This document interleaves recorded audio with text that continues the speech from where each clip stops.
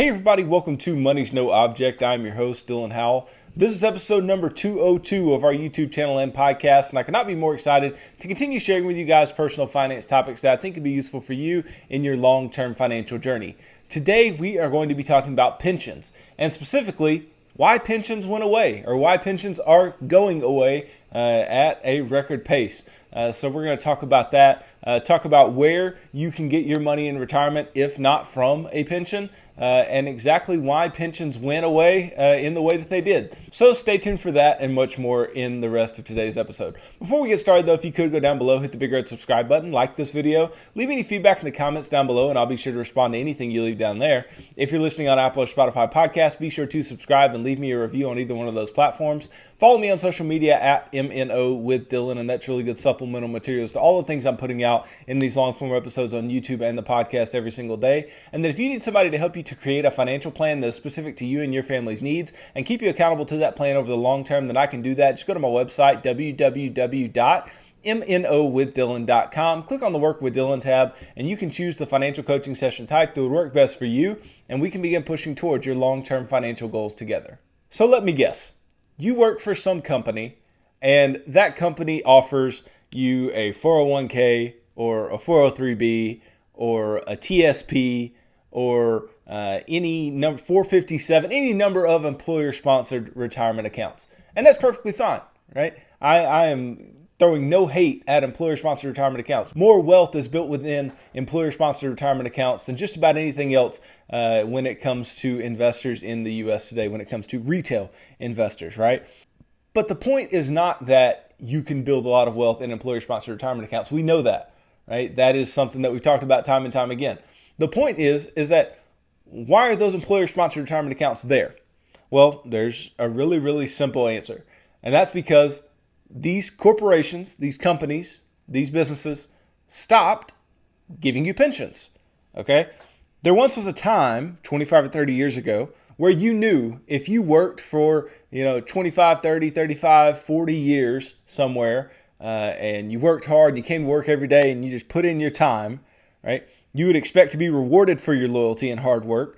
They give you a gold watch and a set of payments for the rest of your life in the form of a pension. And these pensions are also known as defined benefit plans. Defined benefit meaning that you are getting paid some defined benefit over time, right? It is already spelled out exactly how much you will get paid and over what course of time. Now today, these are a thing of the past for most private sector workers, okay? We are going to look today at this shift though from these private sector pensions all the way to defined contribution plans. And you may be like, well, why haven't we talked about defined contribution plans yet? Well, we have talked about defined contribution plans. Those are things like 401ks, 403bs, TSPs, and things of the like, right? And I want to talk to you about ways that you can ensure that you are going to have enough money in retirement, even though pensions no longer exist in the way that they did. Now, if you still have a pension, great. I'm happy for you. I'm happy that you still have a pension available to you. But we should not be putting a heavy weight on pension income. And the reason that we should not be putting a heavy weight on pension income is because that pension income could go away, right? We've seen a bunch of pensions go away, all right? Or we've seen a bunch of pensions stop accruing and be frozen, right? And we're going to talk about that as we move forward today. And so I don't want you in a place where you're banking on, hey, I'm going to get this pension, I'm going to get this pension, I'm going to get this pension. And then you get, 15 years into a job and they go, oh, we're going to freeze your pension. So your pension's really low, or we're going to get rid of the pension because the pension was mismanaged or whatever. You need to put a lower weight on pension income than you do on your own ability to save for retirement, on your own ability to invest and create income for yourself in retirement. But pensions can be really useful, right? Because this is an income stream, right? When you get to retirement, you need as many income streams as possible and as much in each income stream as possible. You need income. That's how you're going to be able to, pay for all of your expenses and do all the things that you want to do. You are going to be able to live a comfortable life in retirement based on whatever your income is, and then naturally based on whatever your expenses are as well. Okay, but let's talk real quick how times have changed for defined benefit or pension plans. Up until the 1980s, defined benefit pensions were the most popular retirement plan offered by employers. Today, only 17% of private sector workers have access to one. according to the Bureau of Labor Statistics. That is wild. Only 17% of private sector workers. Now, we may feel like that's a lot given the fact that, we don't see a lot of people that actually have pensions available to them. But relative to just 20 years ago, right, that little in the form of pensions is a crazy drop from what it used to be. From the employee's perspective, the beauty of a defined benefit plan or a pension, right, is that the employer funds the plan while the employee reaps the rewards upon retirement, right? You don't have to worry about putting money in to most pensions. That's just your employer's job. Your employer puts money away in your pension, right? And you don't have to worry about it, and then you get paid later on, okay? And even if they do take some type of deduction from your paycheck, right, they take it without you ever having to deal with it anyway, right? So it's not something that you have to worry about paying into. Now, there are plenty of downsides, and we'll get to those here shortly. But that is a benefit where you don't have to worry about your retirement income. They're going to create it for you. Not only do employees get to keep and spend all the money they earn in their paychecks, but you can also easily predict how much money you'll receive each month during retirement because payouts from defined benefit plans are based on some set formula. Of course, there's always two sides to every story, right? Estimating pension liabilities is complex.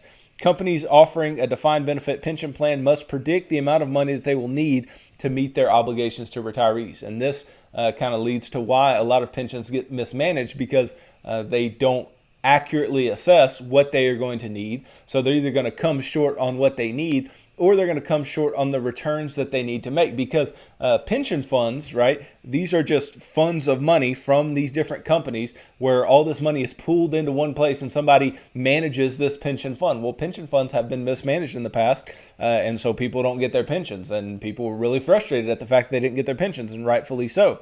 But from an employer's perspective, defined benefit plans are an ongoing liability. So a liability, for those of you who haven't taken accounting before, a liability is just a debt. Right? It's an ongoing debt that you have to your employees, right? Funding for the plans must come from corporate earnings. So your bottom line of the company, you have to pay for the defined benefit plan out of your earnings, right? And this has a direct impact on all your profits. A drag on profits can weaken a company's ability to compete. Switching to a defined contribution plan, such as a 401k, which is mainly funded by employee contributions, saves a significant amount of money. Oh, so here is a really key thing when it comes to pension plans and it comes to the shift away from pension plans. For years, right, people were getting paid pensions.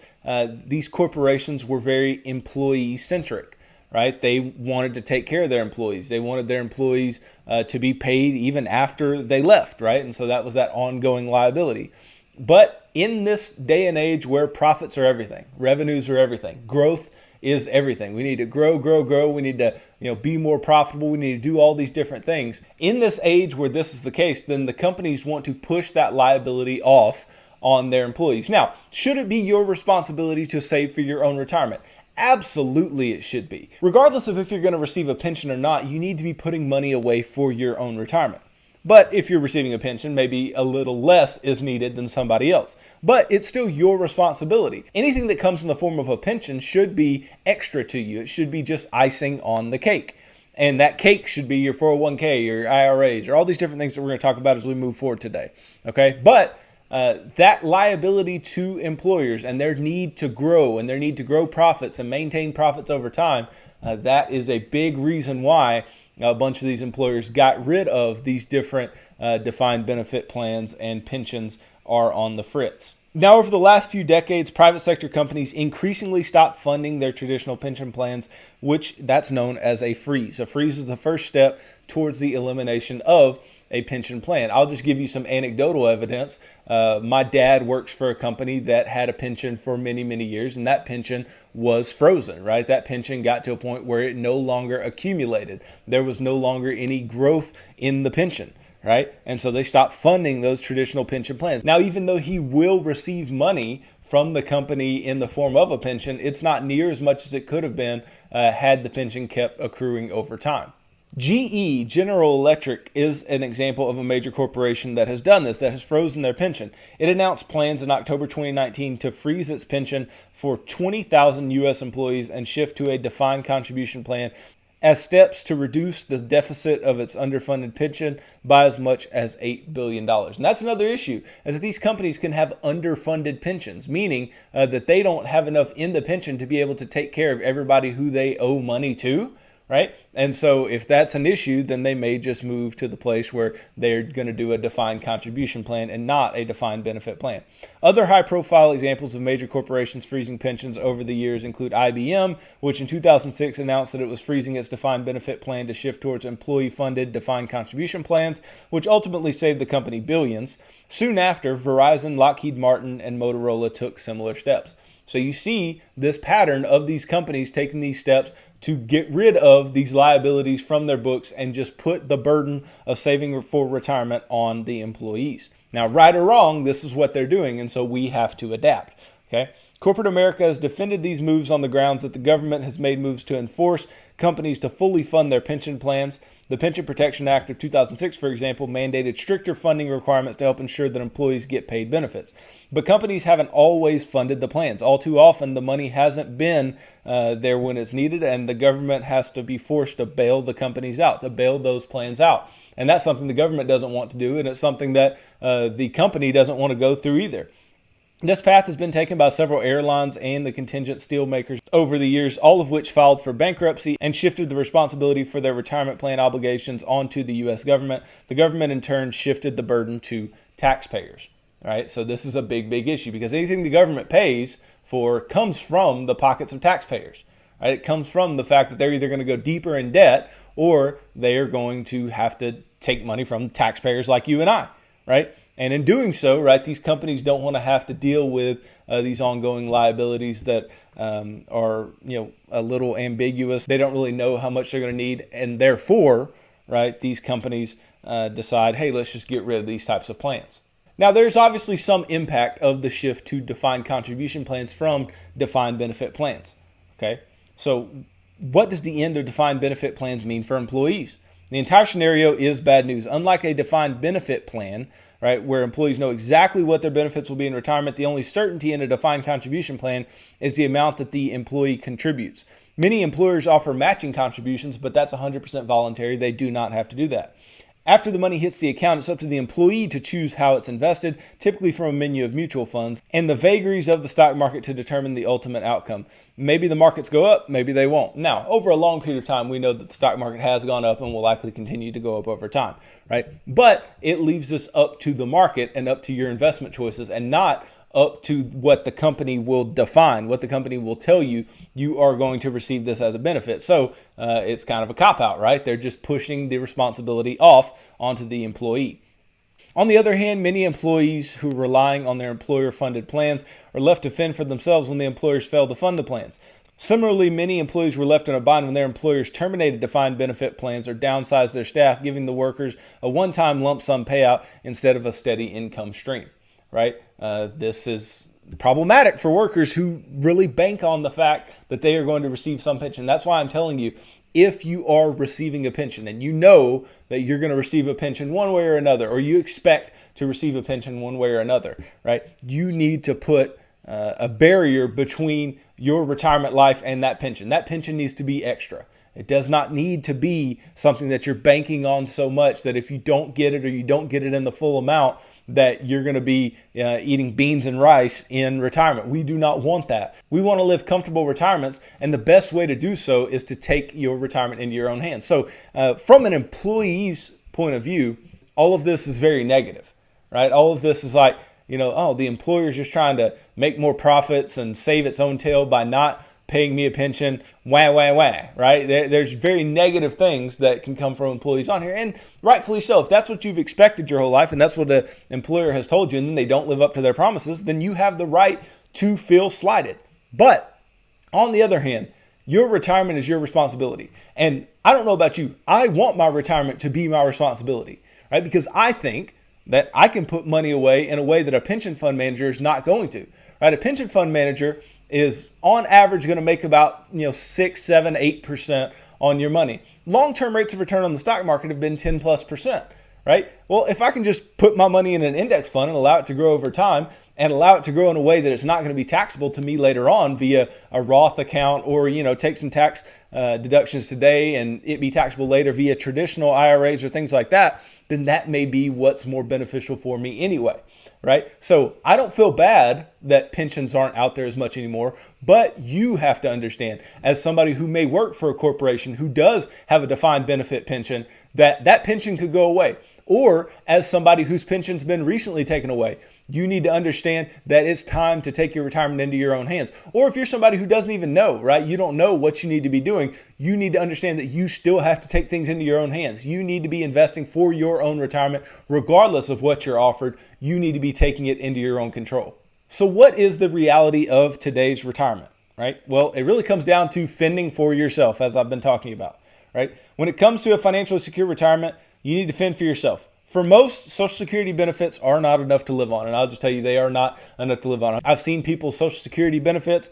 It's not enough, right? The first thing you need to do is save money as soon and as much as you can. And we've talked about starting early and why starting early is so important when it comes to your retirement investing. But you need to start early and you need to be investing as much as you can. Now, I've given you the financial action plan to kind of walk you through how much you should be investing that should get you to a good place in your financial life and long-term financial freedom. But to invest as much as you can over the long term is the best way to go.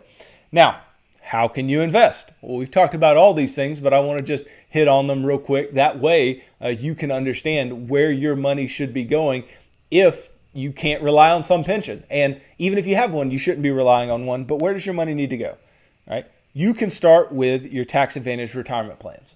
Okay. Now, I've told you before, and I tell you within the financial action plan, if you have a match offered to you by an employer, take that match. Okay, because if you have a match, that's a 100% return on your money immediately, right? As soon as you put money in, it is doubled, okay, which is absolutely fantastic. Okay, so start with a 401k, 403b, TSP, any type of employer-sponsored retirement plan that allows you to have a match where the employer puts money into, right, and take that match. And that is the third part of the financial action plan, right? After we create a unique monthly budget and we build up a starter emergency fund of 1 month of expenses, right? Then we get to a point where we can begin taking that match. Now, once we're out of debt, right, and then once we have a fully funded emergency fund, then we can get into a place where we are ratcheting up that savings. So you take the match, and that's regardless of if you've got debt paid off or not or whatever, right? You're going to take the match. You have to take the match because it is free money. But once you take that match, then you have a lot more choices, right? You can actually choose where to put your money otherwise. You don't have to just keep feeding the 401k or the 403b or whatever, but you could choose to do so, okay? So you start with that match, right? Then you would take a look at, okay, do I have access to anything Roth, right?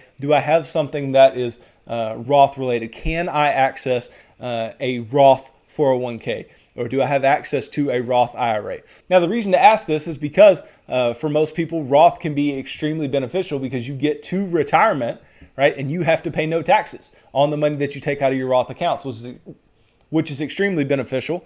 And a lot of people don't want to pay taxes in retirement, right? And you want to keep as much money as you can from your investments. That is a great way to do so, okay? So you would look and you would go, okay, can I contribute to a Roth IRA? And if the answer is yes, then I would absolutely do that, right, up to the maximum that you can put in there. Because if you can put money into a Roth IRA, you can choose what it's invested in, and you can keep it in a Roth IRA with your own control over it. And that's just invaluable, right? Try to max that out as much as possible. And then you can look and say, okay, well, there's the Roth IRA. Do I have a Roth 401k available to me? If your employer-sponsored retirement account is also Roth, then you can start putting money into that Roth 401k. Now, if you are not able to contribute to a Roth IRA because you make too much money, guess what? You can put money into a Roth 401k, which is fantastic. And not only can you put money into a Roth 401k, those have higher contribution limits than IRAs anyway, right? So you can put money into the Roth 401k. And then look at your traditional accounts. Your traditional IRA or traditional 401k, those are tax advantage vehicles and better than nothing, but they take a backseat to any Roth money that you put away. And then eventually when you're maxing everything out, if you need to go to a brokerage account, you want to do some bridge investing meaning maybe you want to retire before you can get your hands on your tax advantage retirement accounts, right, then you may want to do a little bridge investing into a taxable brokerage account where you can get a hold of that money whenever you need it. Okay, so you can do all those things and put money away in those ways, and that'll really help you out and help you to push towards long-term financial freedom. Basically, if you just follow the financial action plan that I have laid out for you, you can absolutely get to where you need to be. But those are just specific account types that you can have. Now, also, when you're investing, right, I'm not telling you how to invest, but I'll just tell you this. Over the long term, the stock market wins.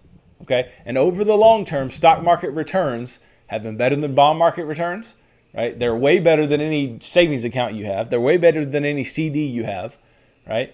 They're comparable with real estate, right? With rental properties. So that may be something that you're more interested in, but at the same time, you may not get as much in the way of tax advantages, even though tax advantages are there for real estate as well. But, those may go away given the looming tax plan by the Biden administration. We just don't know. Okay. But regardless, right, the stock market has won over time. Okay. So if you're trying to choose investments within the IRA, 401k, all these types of things, if you can fall back on index funds, we talked about index funds last week.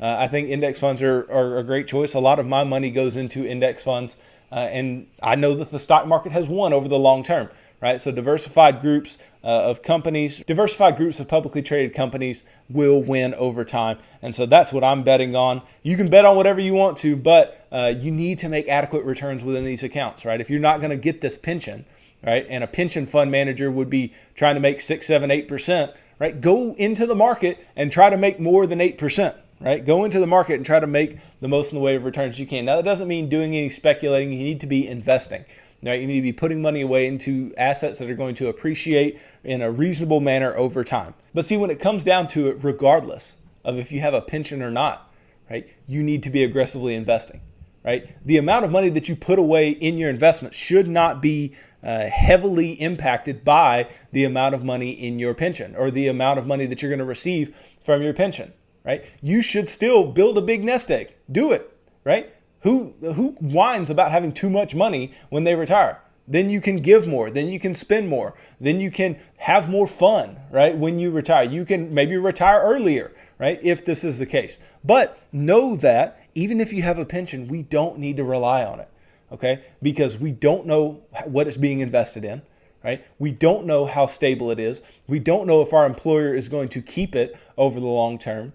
And, right, if we go ahead and save up money anyway, right, and let's say we're, not having to put much, if any, away for our pension and that our employer takes care of that, but we just put the money away into our defined contribution plans, then man, we're going to have such a smorgasbord of a nest egg to play with later on and allow our money to continue to grow. And you can leave more money behind. You can do crazy philanthropic things. You can give so much money away.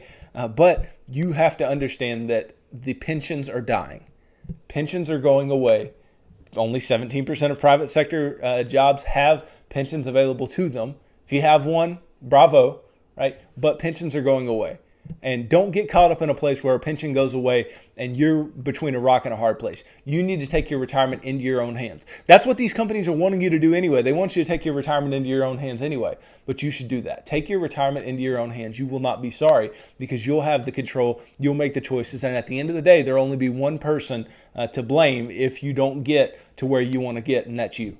Right? You'll be the only person that there is to blame. And I would rather blame myself for not getting to where I want to get to than look at a company and go, oh, well, you should have done this for me. You should have done this and given me this money because I worked for you for...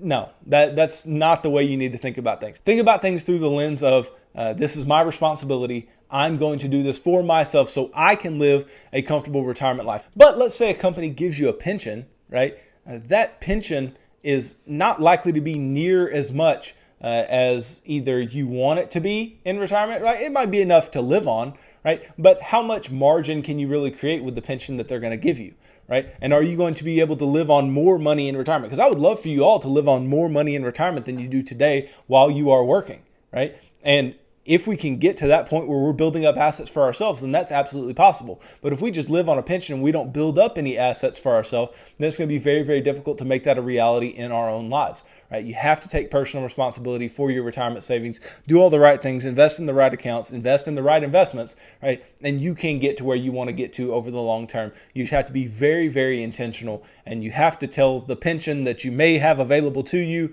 that I'll get to you later. I believe you're there, but I'm not going to rely on you. I do not trust you. I do not trust you, pension, that you're going to be there. And I do not trust you, pension, that you're going to be there in the amount that I want you to be there over the long term.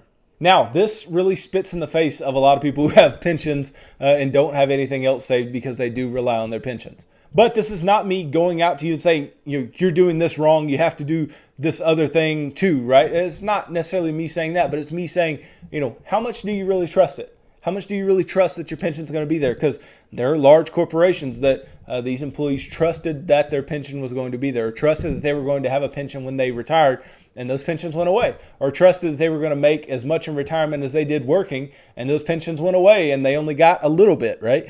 If that is going to be the case for you, which you don't know, right, then you need to be making concessions otherwise. You need to make other concessions for yourself that will allow you to get to where you want to get to. Because honestly, you don't know what's going on behind the curtain of the pension fund. You don't know what's going on when it comes to the management of those funds. They may tell you what the funds make every year, but they're not telling you if they're actually managing that money in a way that is advantageous to you relative to what you could be doing by yourself. Therefore, you need to take into your own hands the ability to save and the ability to put money away. Because if you get paid a pension over time and you're just getting paid this pension and whatever, right? That wealth is not going to come with you. That money is not going to go away with you. And that's another big thing when it comes to pensions and then money that you put away for yourself. If you're getting paid a pension, when you die, that pension dies. Or when you die and your spouse dies, that pension dies, right? But if you put away money for yourself and you live off of the income that nest egg creates, then that money will continue to be passed down. You can create generational wealth for you and your family that a pension is not going to create. Your company, the business that you work for is not looking out for your family over the long term. That's up to you. You need to do that for yourself, and you need to do that for your family, and take some responsibility for actually saving up money and being the one to change your family tree, being the one to pass wealth down and not leave your children in the same place that you were, or a worse situation than you were in as you moved into your adult years, right? I'm not trying to shame anybody. I don't want to make anybody feel bad, but I want you to feel responsible. I want you to feel fired up. I want you to feel like, yes, I need to be investing for myself, because you absolutely do. I hope you get a pension. I hope you have money that the company just gives you in retirement. That'd be absolutely great, but I'm not going to count on it, and neither should you. So thanks for watching this video. If you could go down below, hit the big red subscribe button, like this video, leave me any feedback in the comments down below, and I'll be sure to respond to anything you leave down there. If you're listening on Apple or Spotify podcasts, be sure to subscribe and leave me a review on either one of those platforms. Follow me on social media at MNO with Dylan, and that's really good supplemental materials to all the things I'm putting out in these long form episodes on YouTube and the podcast every single day. And then if you need somebody to help you to create a financial plan that is specific to you and your family's needs and keep you accountable to that plan over the long term, then I can do that. Just go to my website, www.MNOwithDylan.com. Click on the Work with Dylan tab, and you can choose the financial coaching session type that would work best for you, and we can begin pushing towards your long-term financial goals together. So tune in tomorrow as I talk about Social Security, and I really ask the questions of, will it be around for us to benefit from? And if it is going to be around, in what amounts, or how reliable is it when it comes to our ability to take it in retirement? So tune in for that, and hopefully that helps you to learn a little bit more about exactly what Social Security is and how you may get to benefit from it in the future. So thanks for tuning into this episode of Money's No Object. I'm your host, Dylan Howell. God bless.